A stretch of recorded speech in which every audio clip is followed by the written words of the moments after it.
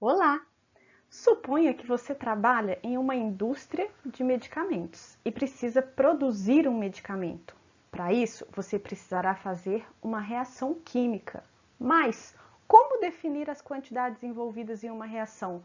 Como você vai saber quanto precisa de cada reagente, dependendo da quantidade de medicamento que você precisa produzir? A área da química que se dedica ao estudo das quantidades envolvidas nas reações químicas é o cálculo estequiométrico. E para entender como definir as quantidades envolvidas em uma reação, falaremos sobre massa dos átomos e moléculas, como contar átomos e moléculas, uma revisão sobre o que é uma reação química e também sobre a proporção entre átomos e moléculas nas reações. Nesse vídeo, nós vamos falar sobre a massa dos átomos e moléculas e como contar átomos e moléculas. Acompanhe comigo. Bom, mas afinal de contas, todos os átomos são iguais? Átomos não são iguais, né? A gente já viu, os átomos eles não são iguais. Se o átomo é diferente, a massa dele é igual ou é diferente? Então, átomos diferentes, eles também têm massas diferentes. A massa de um átomo a gente chama de massa atômica e ela é dada em U, que é a unidade de massa atômica. Se a gente olhar lá na tabela periódica, como é que a gente acha a unidade de massa atômica? Então, a unidade de massa atômica, ela vai ser dada para a gente na tabela periódica, lá embaixo do quadradinho aqui, ó. Lá embaixo do quadradinho, aqui, ó, tá?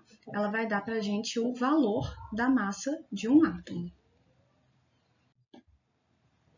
E se eu tiver uma molécula, quer dizer, se eu tiver um conjunto definido de átomos, aí eu vou ter uma massa da molécula. Se é a massa da molécula, eu vou chamar de massa molecular.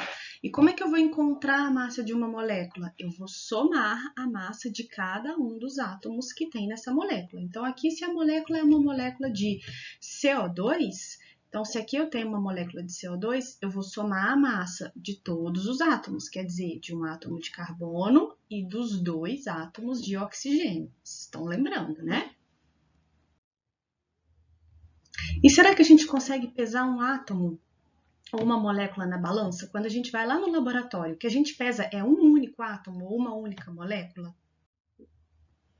Não é, né? Porque átomos e moléculas são extremamente pequenos. Então, se a gente considera aqui, ó, que uma bolinha, o centímetro, né? Ele é 10 a menos 2 metros, o átomo ele vai ser da ordem de 10 a menos 10 metros, né? Ele é representado pelo angstrom.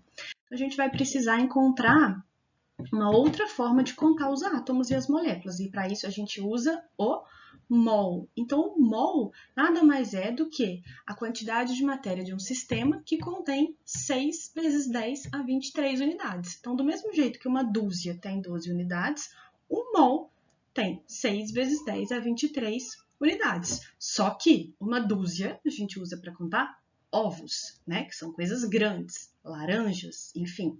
Agora, átomos e moléculas a gente não vai contar em dúzias.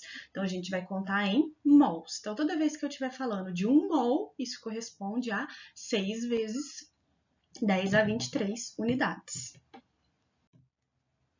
E aí, então, lá no laboratório, o que eu vou pesar, né? Eu vou pesar pensando em quantidade de mols.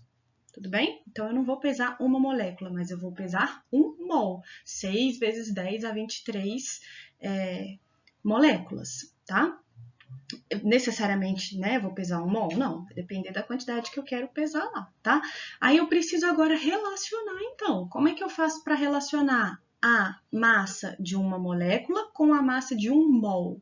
Então, a massa de um mol eu chamo de massa molar daquela substância e ela é dada em grama por mol. Ela vai me falar o quê? Quantos gramas correspondem a 1 mol de substância. Como é que a gente vai converter isso, né? A massa da molécula, que eu já sei calcular em unidades de massa atômica, para a massa em mol, quer dizer, quantos gramas pesa um mol. Então, vamos pensar no átomo de carbono. A gente sabe que um átomo de carbono, que é o que a gente vê na tabela, tem 12 unidades de massa atômica. Se eu pensar em 1 mol, ele também vai ter 12, só que agora 12 gramas. Então, aqueles números que a gente vê lá na tabela, tanto eles podem falar da massa de um átomo, né, se a gente pensar em unidade de massa atômica, quanto eles podem falar da massa de 1 mol, se a gente pensar em gramas. Tudo bem?